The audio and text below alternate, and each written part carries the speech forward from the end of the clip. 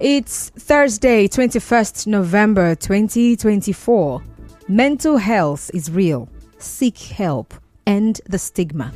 On the news this evening, Rivers State emerges tops in fiscal condition of states in Nigeria. Port Harcourt residents accuse task force of harassment, extortion. House of Representatives rejects bill seeking 6-year single term for president. Others, Biafra agitator Simon Ekpa arrested in Finland. On the foreign scene, gunmen kill 38, including women, children in Pakistan. I am Constance Irele Mega. We'll bring you the details after this commercial break. Just stay tuned.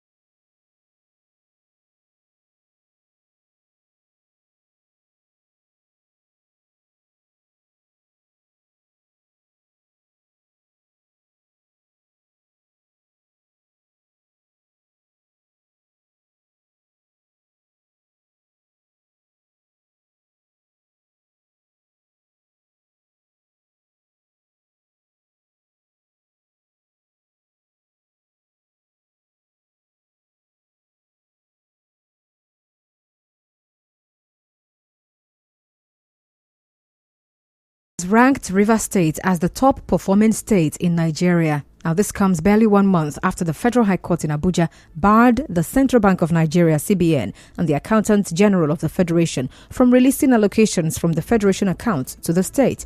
The report by civic organization Budget evaluates fiscal sustainability and governance, providing key insights into the financial health and independence of the 36 states. The 2024 State of States report seen on Budget's website shows that Rivers State secured the top position in overall fiscal performance, outperforming other states on 2 critical indices, namely Index A and Index B. It said Index A measures states' dependence on federally distributed revenue, indicating Rivers State's financial viability if existing independently. Now, Rivers outpaced Lagos, which ranked second, Ogun that's third, and Anambra, which came fourth. Index B assesses states' ability to meet capital expenditure needs after settling recurrent expenses.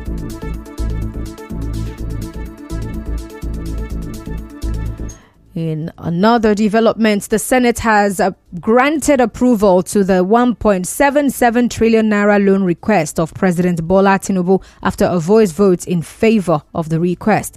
Now, the Senate, presided by Deputy Senate President Barau Jibrin, approved the loan after the Senate Committee on Local and Foreign Debts, chaired by Senator Wamako Magatakada, presented the report of the committee. The president's request is part of a fresh external borrowing plan to partially finance the 9.7 trillion naira budget deficit for the 2024 fiscal year. Meanwhile, the development economist Abarakwe Ugochukwu says Nigerians are yet to see what the previous loans obtained were used for. Dr. Ugochukwu, a lecturer at the University of Port Harcourt, spoke to correspondent Soibi Oruwari, and he advised the government to use the loans to boost infrastructures. I support the borrowing of more money if I were there in Senate, provided the money is going to be used for the purpose for which it was borrowed.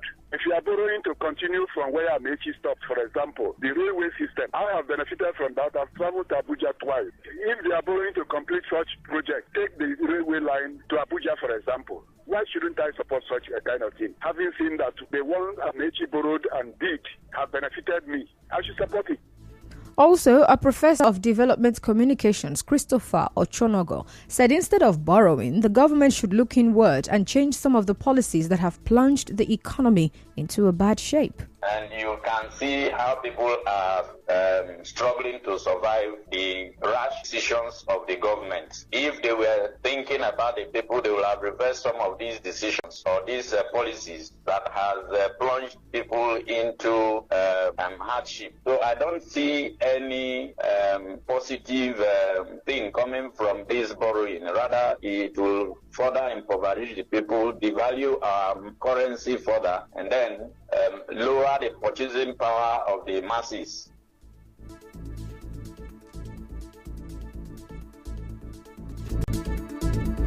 Away from that, a Port Harcourt-based businessman, Martins Chike, has accused men of the River State Task Force of harassing, extorting and forcefully taking his phone. Mr. Chike told our correspondent that the incident happened on the Obirikwere flyover where he parked his car. He said one of his colleagues, John Michael, was also beaten and injured by the men of the task force during an attempt to recover his items. Some men in Keke Bus posing to be task force, they accosted me. They were trying to force me out from the driver's seat. They said they are working with the River State government. They now said I offended the traffic. Before you know, they started dragging me. In that process, they collected money from me forcefully. Even my phone, they had to take it away. So when I now went back, I told some of my union members. We now started trailing them. We finally met them on top of Brikwere flyover. So they started calling people from that bush. So when they now came, they started pouncing on us. Some of our members were injured. The local government chairman should do something about this. It's becoming unbecoming. His Excellency, a humble governor who is out for the people, to be aware that a lot of things happen at Mosi and along this East-West Road. Another resident of Port Harcourt narrated a similar ordeal, accusing men suspected to be members of the River State Task Force of harassing and beating him up. Now, the man, who prefers to be anonymous, told our correspondents that he was beaten at the Shell RA bus stop. He said they accused him of not using his hazard lights, dragged him into his car and took him to Oyibo, where they assaulted and extorted him.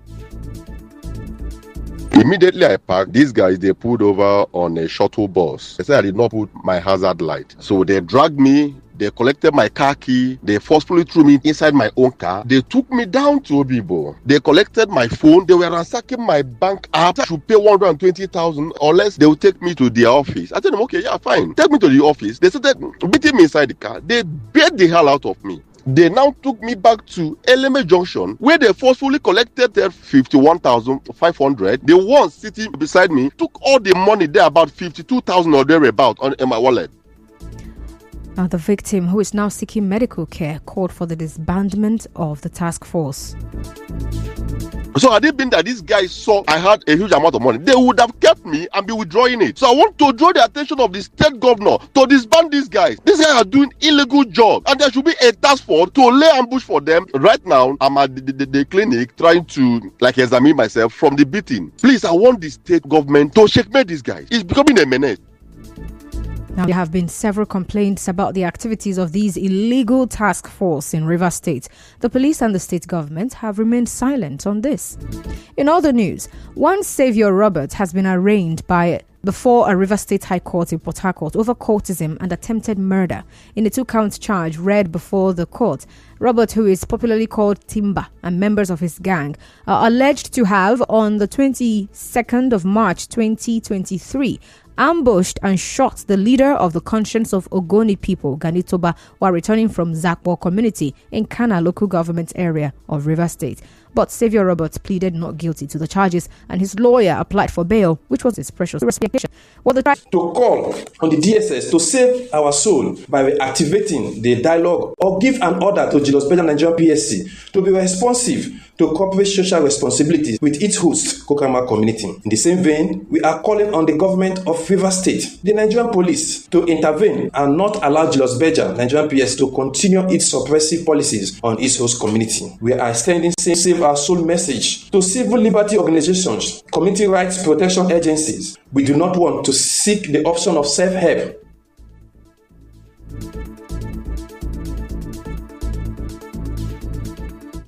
Well, attempts to reach the community relations officer of Julius Berger PLC, Sam Mbo, were unsuccessful. Still to come, Biafra agitator Simon Ekpa arrested in Finland. Stay tuned.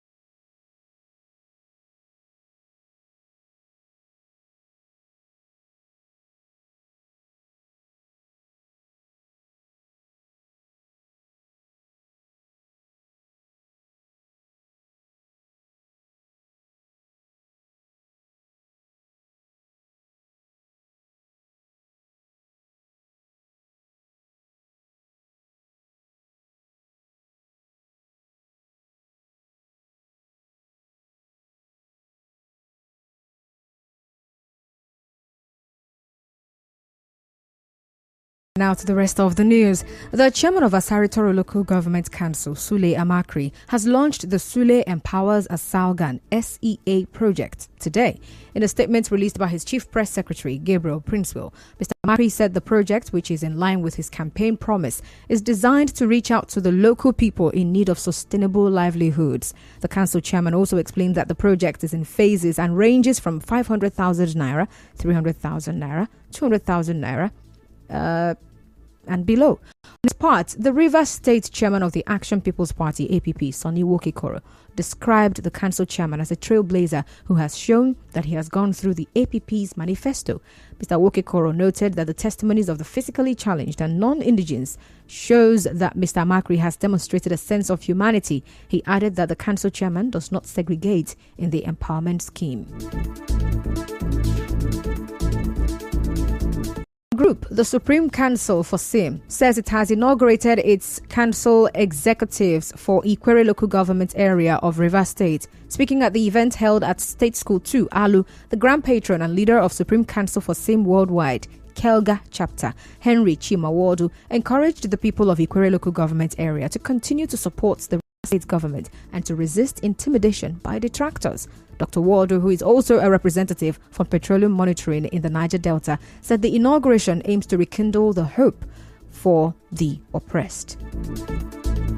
This thing we have come to do today is all about telling people there is hope, that God is supreme. No matter what you struggle, no matter what you fight, if God is with you, you will lose the case. God is with Fubara. So we can't take any form of intimidation. So Rivers people, I urge them to come out in their numbers and take their rights. It is their right. It is their right to choose who governs them, and we have chosen to follow Governor Fubara. The national leader and convener for the Supreme Council for SIM, Joshua Fubara, also spoke. in local government and River State at large. First, the local government, the governor is one of them, is their in-law. They should support him. They should allow the local government to enjoy peace so that development will strive. Then for the people of River State, let them stand by the government. Let them pray for the government. Let them know that the thoughts of the governor concerning Rivers people is for peace, is for prosperity. Using Rivers people money to Rivers. Well, the pro-Fubara group said the inauguration is part of efforts to expand the support base of the governor across local communities and the local government. Away from that, Biafra agitator Simon Ekpa has been arrested in Finland over alleged involvement in terror-related activities. The Central Criminal Police in Finland confirmed the arrest in a statement on its website today. Mr. Ekpa was remanded in prison by the Päijät-Häme District Court on suspicion of public incitement to commit a crime with terrorist intent. A bill seeking to reduce the tenure of the president and governors to a single term of 6 years has been rejected in the House of Representatives. The bill, sponsored by Ikenga Ugochinyere and others, was debated today before lawmakers rejected it. The bill also seeks to amend the 1999 Constitution to reduce the tenure of the lawmakers. We'll go on another commercial break, and when we come back, we'll wrap up the news. Do stay tuned.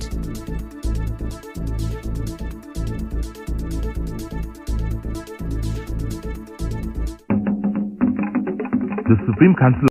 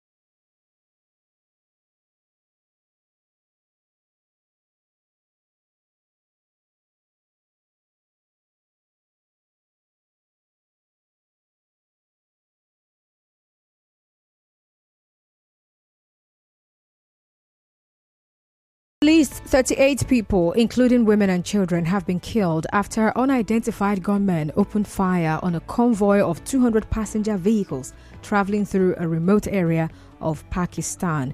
Now, the vehicles were attacked as they traveled through the tribal district of Kura, close to the Afghan border. The provincial spokesman said in a statement that the gunmen initially targeted the convoy's police escort. And that's the news this evening. But before we go, let's take a look at the highlights. Rivers State has emerged tops in fiscal condition of states in Nigeria. Some Port Harcourt residents have accused task force officials of harassment and extortion. The House of Representatives has rejected a bill seeking a 6-year single term for president and others.